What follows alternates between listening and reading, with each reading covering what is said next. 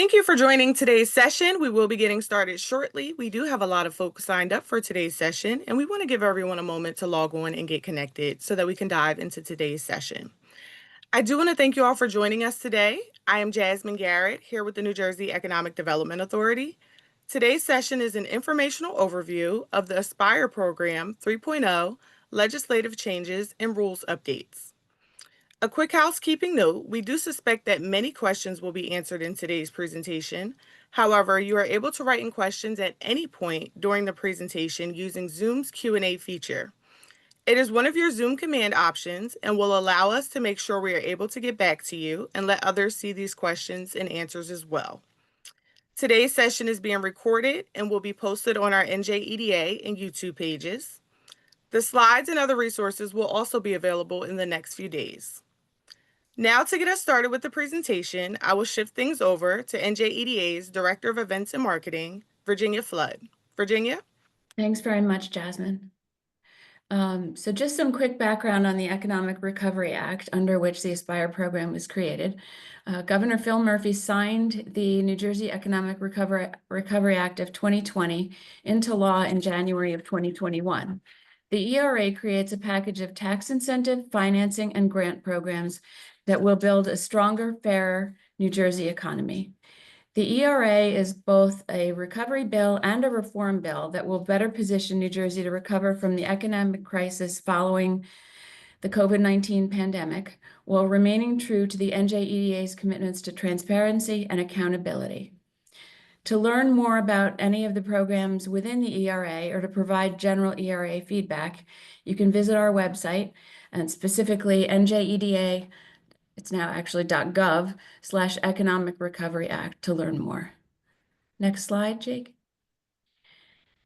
Executive Order number 63.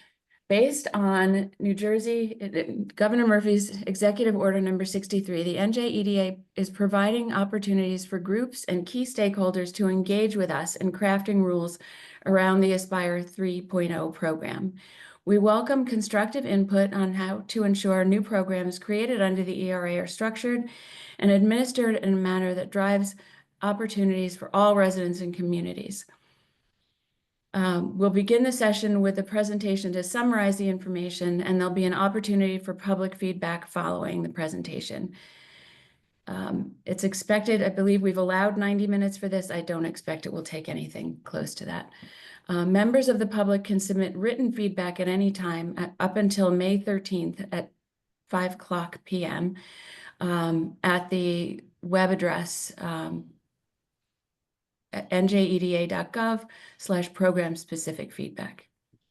This session will be recorded and posted on that same page so that members of the public that are unable to participate or just simply wish to revisit the content have the opportunity to review it.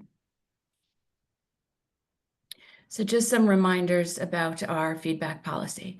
Feedback can be submitted verbally using the raise hand function in Zoom or written through the Q&A feature. Input will not be accepted verbally until the conclusion of the presentation. Each member of the public who wishes to speak during the feedback period should use the raise hand function. The host will acknowledge each speaker in the order in which their hand was raised and will open the microphone so they can make their remarks. To ensure that everyone that chooses to has an opportunity to comment, each speaker will have a maximum of 3 minutes to speak and should limit input to matters pertaining to the Economic Recovery Act and the Aspire program specifically. Each member of the public will have one opportunity to provide remarks. If time remains at the end of the session, we will reopen the opportunity for additional comments. Speakers should not expect to engage in a dialogue. Staff may respond to basic questions or clarify a speaker's input. However, staff are not obligated to answer impromptu questions or address remarks from members of the public. Speakers and members of the public should at all times maintain proper decorum and provide their remarks in a civil manner. And with that, I'll turn it over to Julian Schmitz, who is Director of Real Estate Tax Credit Programs. Julian? Thank you, Virginia. Thank you, everyone, for joining us for the Aspire 3.0 listening session. Please note that this session is not meant to be Aspire Program 101. We're coming in with the assumption that you're familiar with the Aspire program, and thus this listening session will highlight key legislative changes in what we're calling Aspire 3.0. If you're looking for introductory information on the Aspire program, please refer to our website. The Aspire program 3.0 new bill enhances opportunities to finance projects in eligible areas. Next slide, please.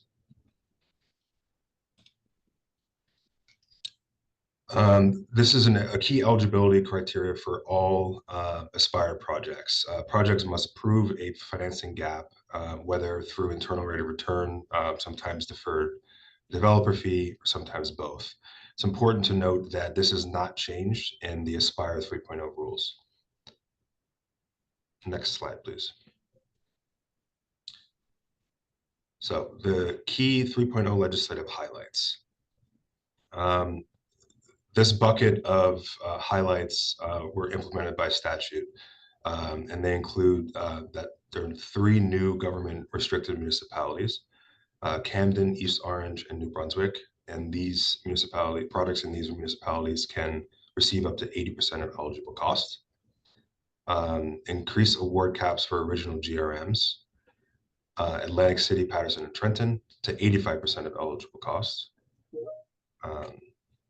And the transformative residential mixed-use projects square footage for commercial lowered from 50,000 square feet to 30,000 square feet. And finally, planning areas 2 and designated centers under the state redevelopment plan are now eligible. It's important to note that these highlights took effect immediately and don't require any updates to the rules. Next slide, please. These legislative highlights require rules revision, which we'll discuss in the following slides. A warehouse distribution or fulfillment center with at least $10 million in environmental remediation costs are now eligible, as certified by a licensed site remediation professional. Tax credits will be redeemed by Treasury for 85 cents on the dollar. Treasury and Division of Taxation will be responsible for this. There's a new eligible project type, which is called the special mission nonprofit projects. Further, eligible projects in government restricted municipalities can now elect for a 5-year eligibility period. And finally, there is a new analysis for the sale of buildings during the eligibility period. Next slide, please.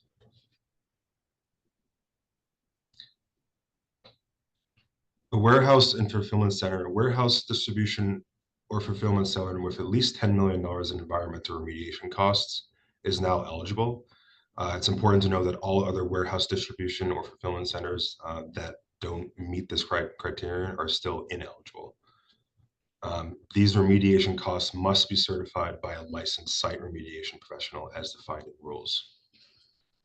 Next slide, please.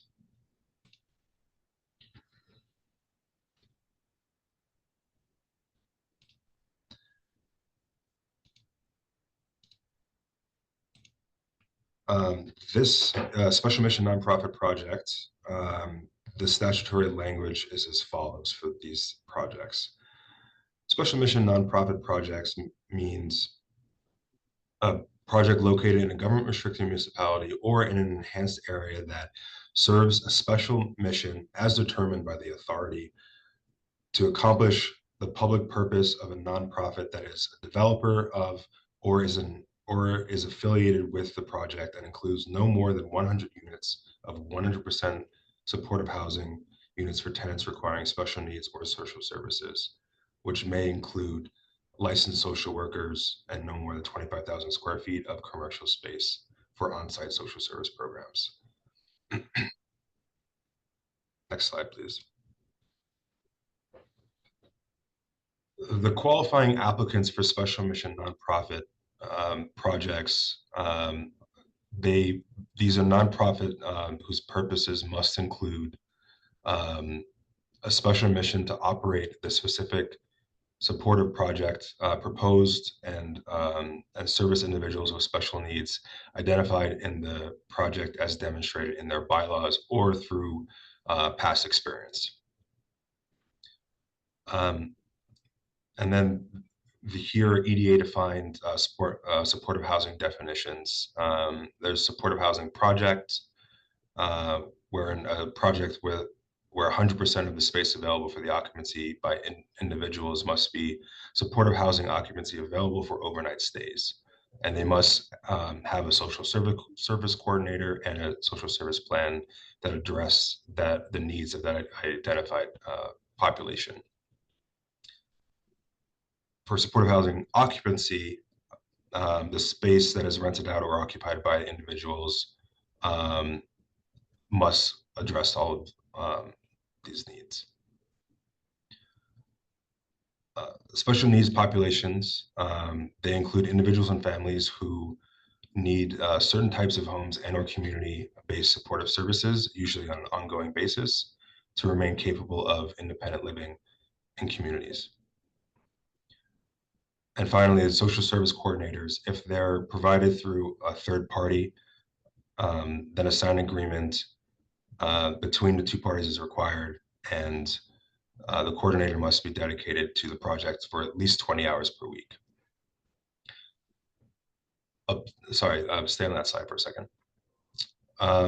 We're considering a small amount of commercial square footage allowed that does not directly serve the project's identified special needs population as allowable in the project.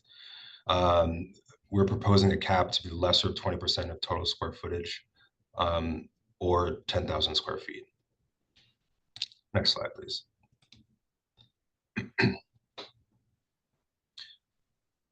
So it's important to note that there's three eligibility criteria, or sorry, there's two eligibility criteria, and there's ineligible uses. One is geography. These projects need to be located in government restricted municipalities, which are listed here, or in enhanced areas. For these particular projects, 85% of eligible costs up to 120 million. That's the project caps for these projects. Credits can be dispersed over the eligibility period, and the special mission nonprofits can elect 5 or 10 years. There are ineligible uses that include but are not limited to long-term care facilities, adult daycare centers, dormitories. Projects that currently qualify per program rules as residential, healthcare services, or medical projects, and food literally ones are not eligible either. Next slide, please.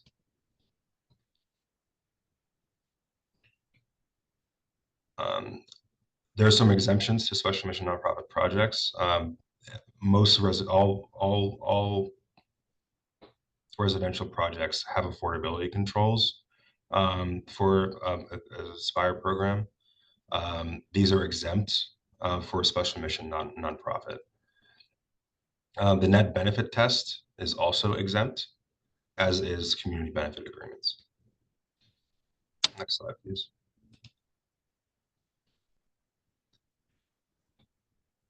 So for the 5-year eligibility period, these are for projects that are either located in government restricted municipalities or, as mentioned, are special mission nonprofit projects. These are the projects that may elect for a 5-year eligibility period. There will be a review of the reasonable and appropriate return on investment in year 3 of the eligibility period. And finally, compliance annual reports over eligibility period will be 5 years. The project financing gap will be over a 10-year period. Affordability controls will remain unchanged from the previous legislation, and net benefit tests will have 125% coverage for the commercial projects that are looking to elect for a 5-year eligibility period.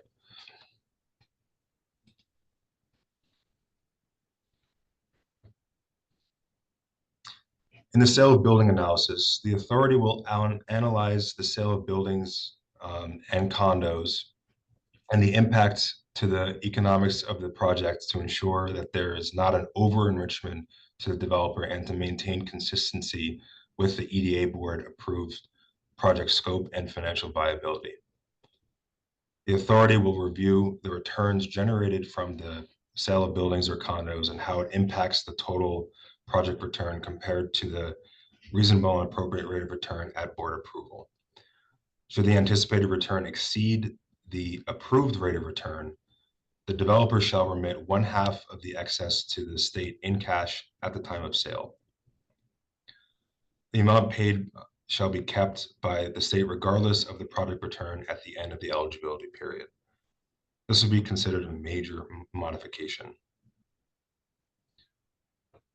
The developer recipient also needs to retain ownership of enough of the project to maintain the project's originally approved eligible use. So that means, a project that was deemed majority residential or transformative or special mission nonprofit, these need to be kept. And it's important to note that any other future designations determined by the authority are also apply. Buildings can be sold post-project completion certification, or in the case of phase projects, post-phase project completion certification. All compliance terms, including but not limited to affordability controls, prevailing wage, and affirmative action requirements, will be maintained throughout the original eligibility period identified in the agreement and will be the responsibility of the tax credit recipient, or also known as the original developer and applicant. Next slide, please.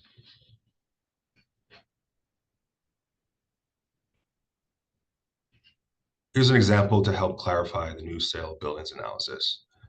If a building or condo is sold in year 3 of the eligibility period and the proceeds of the sale are 4% above the reasonable and appropriate rate of return at board approval, then 50% of those proceeds shall be remitted to the state.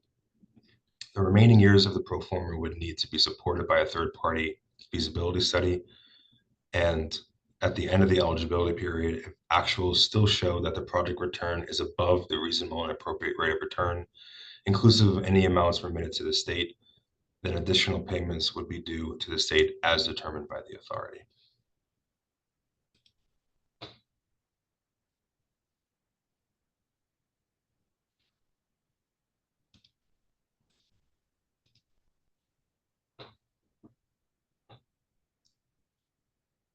Thanks, Julian. So just some quick reminders on the public feedback policy. Feedback may be submitted verbally by using the raise hand function in Zoom or in writing through the Q&A feature. Each member of the public who wishes to speak during the public feedback period should use the raise hand function. The host will acknowledge each speaker in the order in which their hand was raised to open their microphone. To ensure everyone that chooses to do so has an opportunity to speak, each speaker will have a maximum of 3 minutes for their comments and should limit input to matters pertaining to the ERA of 2020 and the Aspire program specifically. Each member of the public will have 1 opportunity to provide comments. If time remains at the end of the session, we'll reopen the opportunity for additional remarks. Speakers should not expect to engage in a dialogue. NJEDA staff may respond to basic questions or clarify a speaker's input. However, staff are not obligated to answer impromptu questions or address remarks from members of the public. And finally, and clearly, speakers and members of the public should at all times maintain decorum and provide their remarks in a civil manner. So with that, we open the floor up to comments.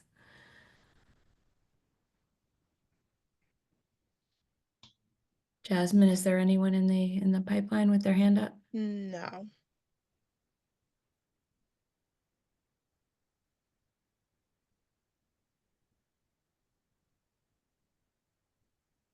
There's currently no one with their hand raised. And I don't see anything in the Q&A.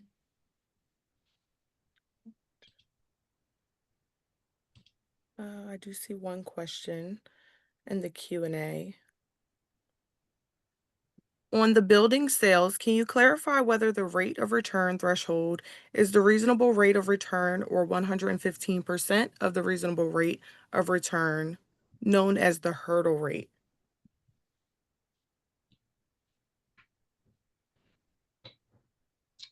Dan or Paul, would you like to take that? Yeah, Paul. So Sorry, good morning, folks. Trying to technical things here. No, it would be the approved rate of return. It's intended to be the approved rate of return at the time of board approval. Paul.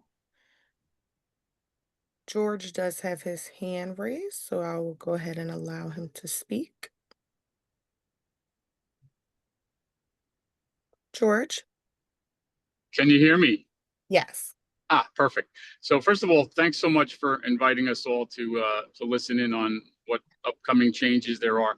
I was wondering if, since we do seems like we have a little more time, could anybody just go over the major changes one more time?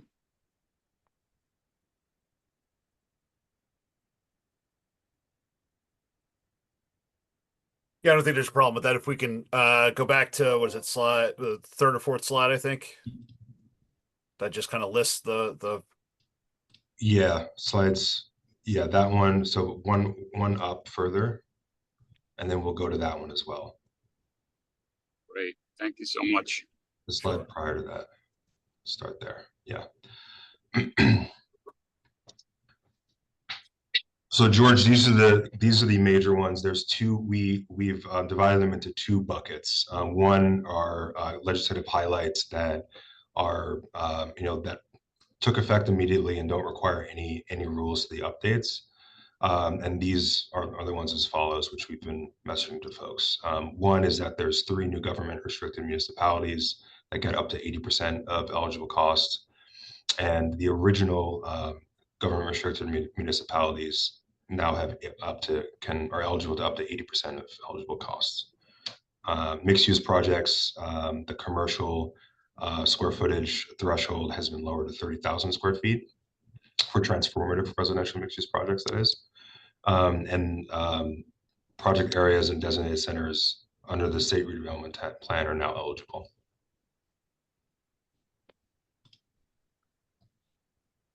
And then George, these are the ones that we went into in further detail in the following slides. These all require rules revision. Warehouse distribution and fulfillment centers with $10 million in environmental remediation costs that are certified by an LSRP are eligible. And it's important to note that all warehouse distribution and fulfillment centers that don't have that are still ineligible. Okay. And then there's the tax credits that can be redeemed. There's a redemption option by Treasury for 85 cents on a dollar for the tax credits. And it's important to note that Treasury and Division of Taxation is responsible for this, not the EDA. Okay. And then there's a special mission nonprofit projects, which we can go into in further detail if you'd like. The 5-year eligibility period for projects in GRMs and also special mission nonprofit projects. And then the analysis of the sale of buildings during the eligibility period. Okay, that's great. Are we going to be able to get a copy of the slideshow? This will be made public. Beautiful. Thanks so much. I'm going to go back on mute. Really appreciate it. Yeah, George, Thank this you, will George. be, the slides and the recording will be posted on our website, probably, I would think later today or early tomorrow. Oh, that's great. Thank you again. Thank you for the question.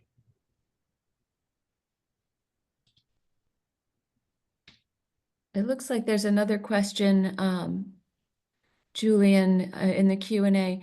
The determination of whether the 1.15 and by RARR threshold has been exceeded will be based on that transaction on its own, or whether the sale would push the overall project IRR over that limit. Well, I think that sounds more like a question than a comment. um, so, I think we can take a look at the question and see how it addresses what the proposal is. But again, it's the rate of return approved at, determined at the approval. Any excess over that would be split proceeds with the authority, with the state, excuse me, not the authority. And please submit the comment, and we'll see how that addresses, how that impacts what's been drafted currently. Yep, Paul, I'll forward that question to you. Great, thank you.